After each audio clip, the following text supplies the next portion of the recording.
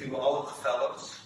It's a great accomplishment, and I couldn't think of a better platform than Chabad Bayview to give a seminar on leadership, because Rabbi Levi and Rebbetzin Rivki are just such incredible pillars of the community and such great leaders themselves. So congrats all around. When I think of leadership, I'm in the executive recruitment leadership advisory space, and I'll talk a little bit more about that in my talk. But when I'm assessing leaders, I think of a number of different pillars, some of which are enumerated here and some of which were given as classes, but some derivatives. And I'll mention just a few of them, one being humility. So we think of Moshe Rabbeinu, the great Moses, as really one of the greatest examples in world history of a great leader, and he was someone who had a lot of humility. And I think, to me, even though it's often counterintuitive, even in my business, when I'm assessing potential leadership candidates, I look for humility.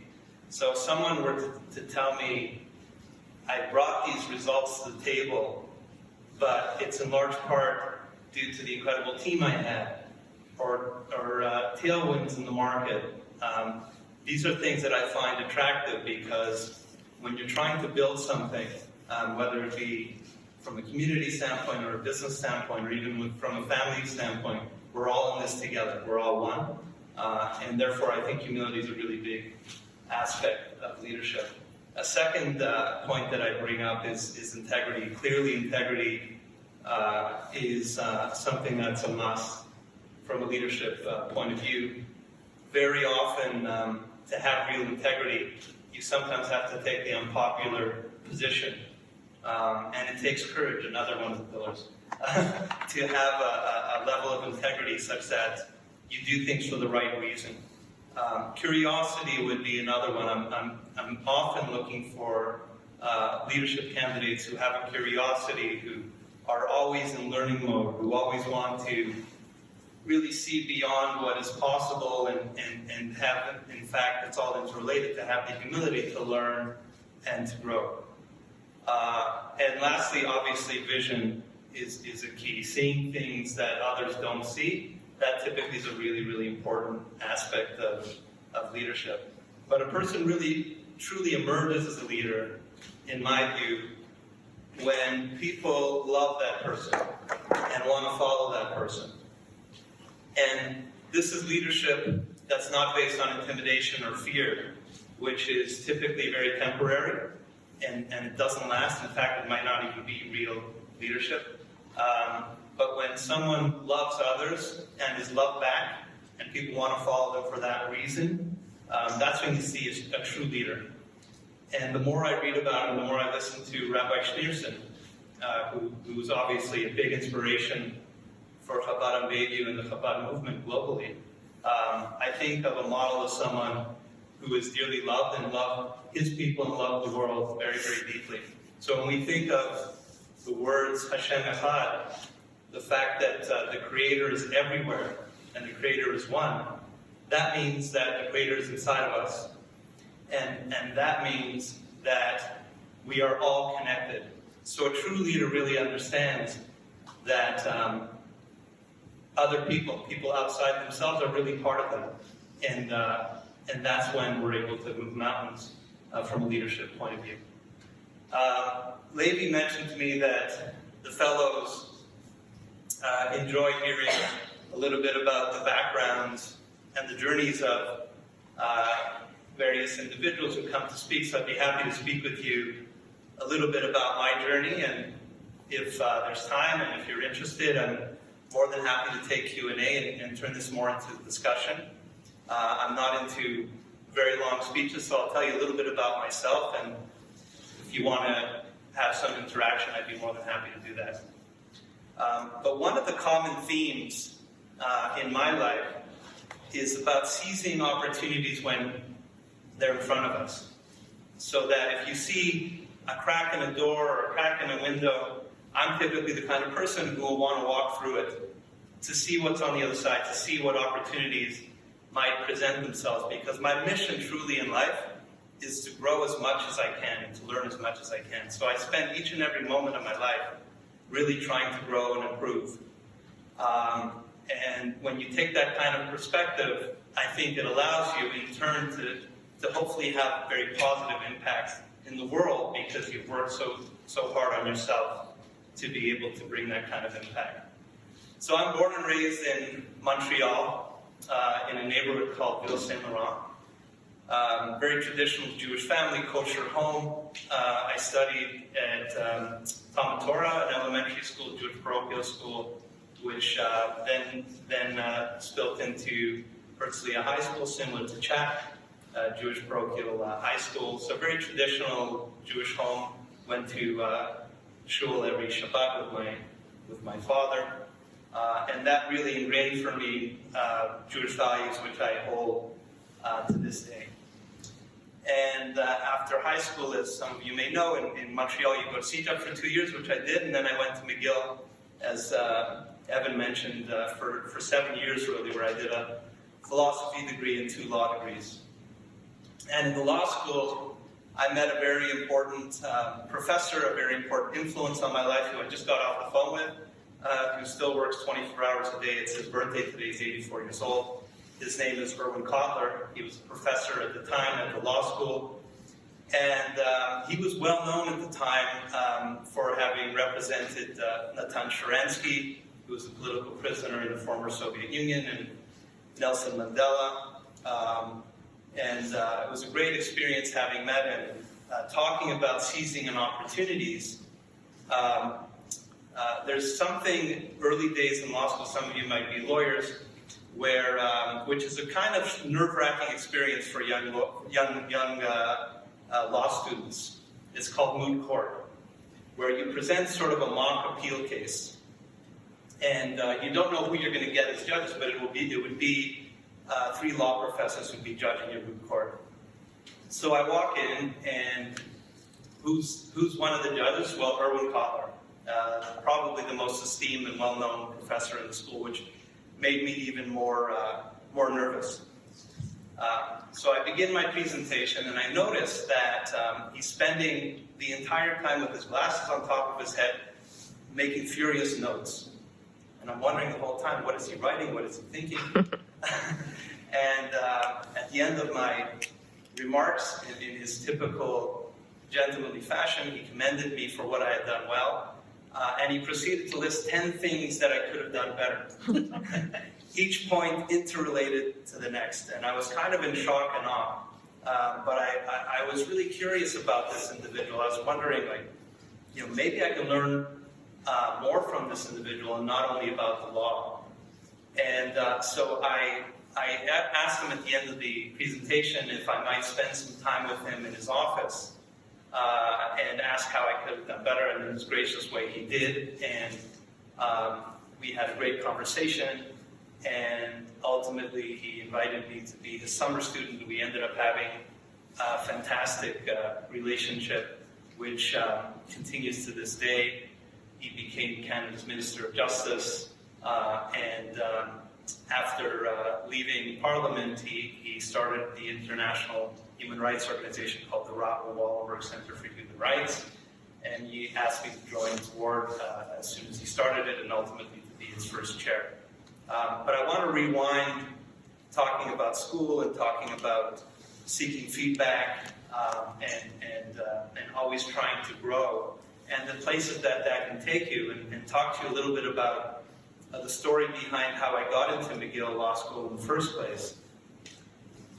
So I had graduated my philosophy degree and was backpacking through Europe with a friend of mine.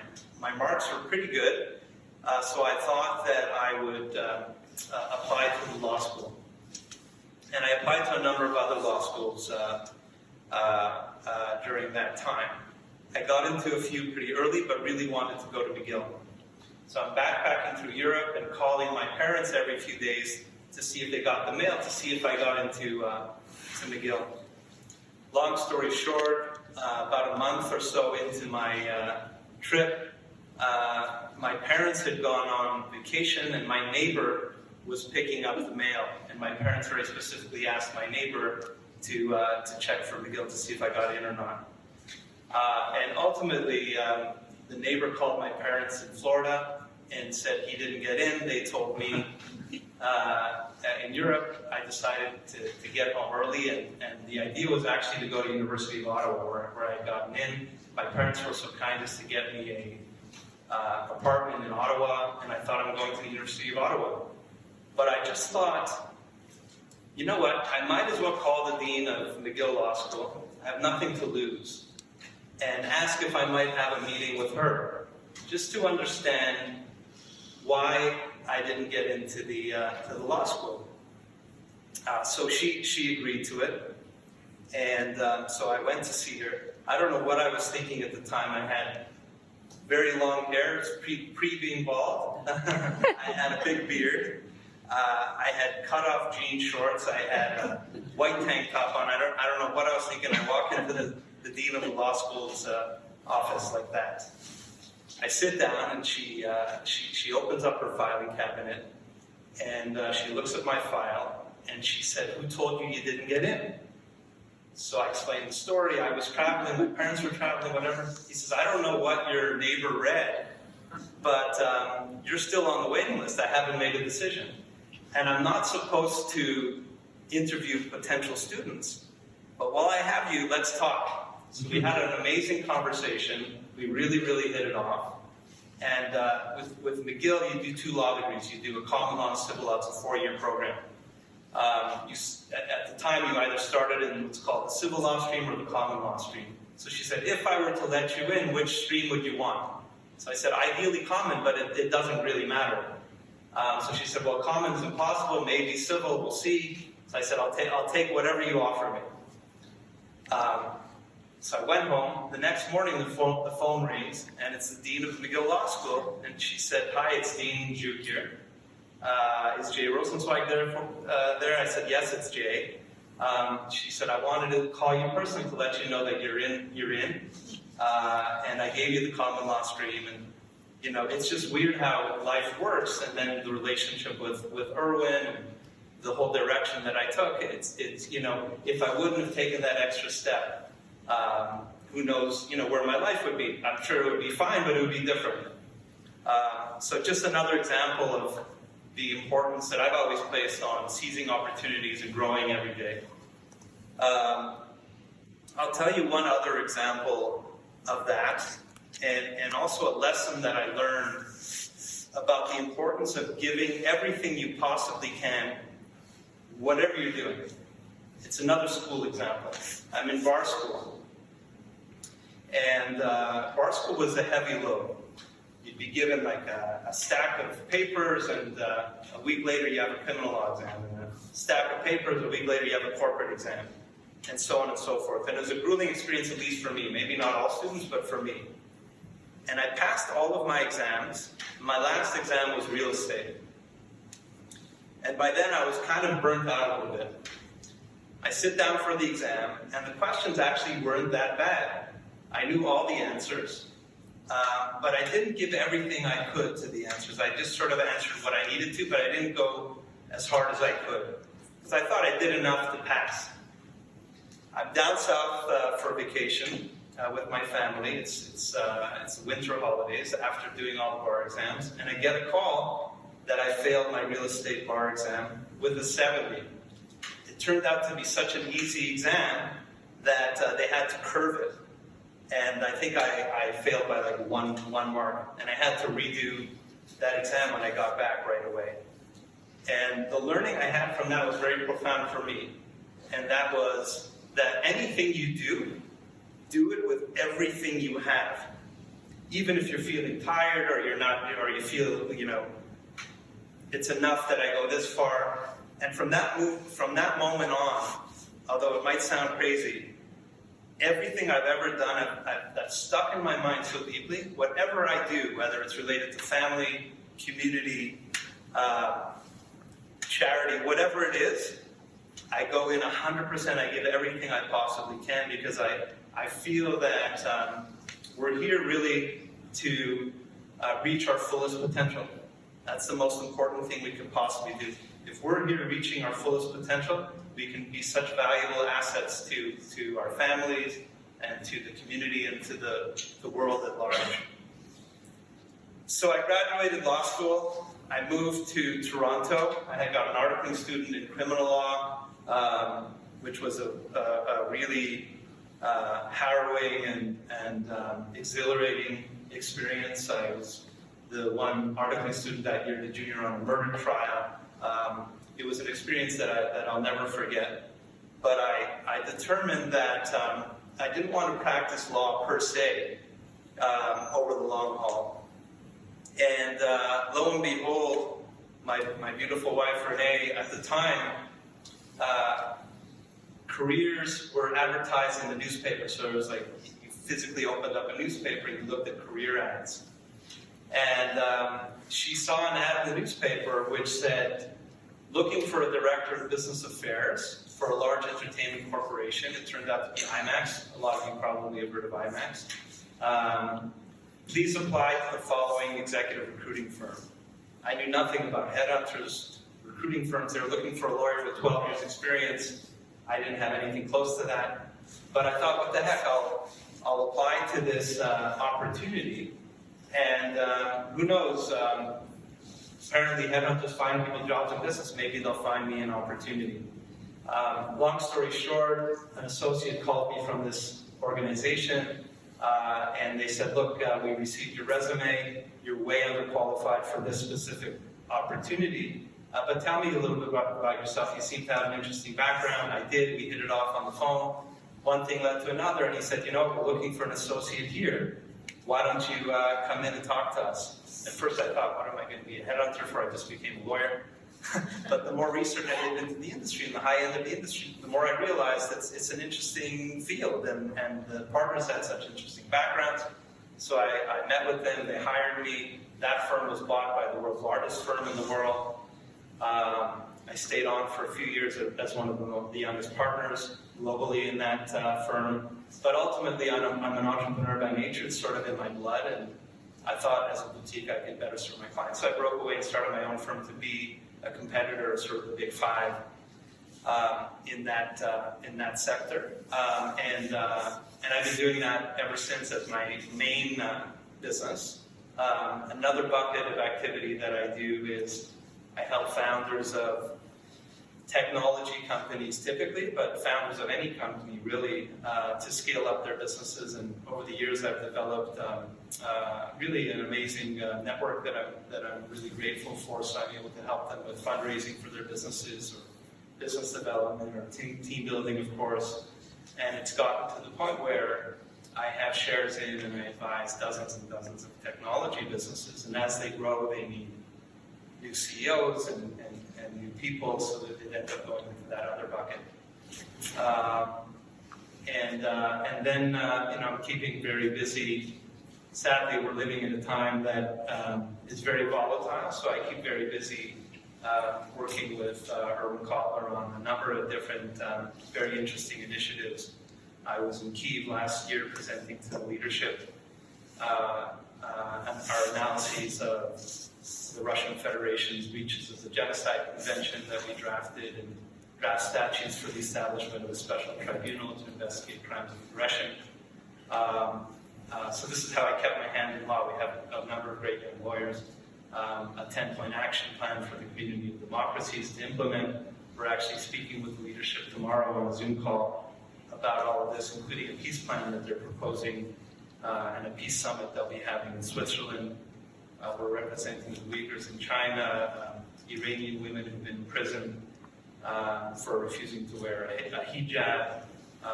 We're doing a lot of work with the families of hostages and many other projects. I've been advocating for women in leadership for the last 19 years. I do a report called the Rosenzweig report, advocating for greater equity and leadership for women, and it's morphed into a report on women's rights in general.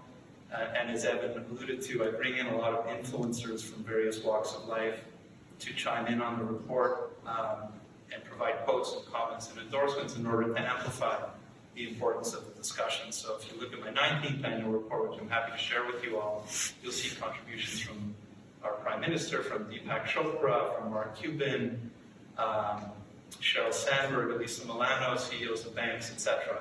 And I'm determined to do that work until hopefully one day I work my way out of a job.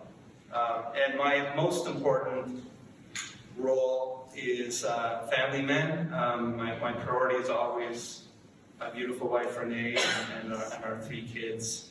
It makes for a busy but a full and fulfilling life. So hopefully that gives you a little bit of insight into me and my philosophy on leadership and life. If you have any questions, I'm more than happy to have interactions with you. If not, that's okay as well.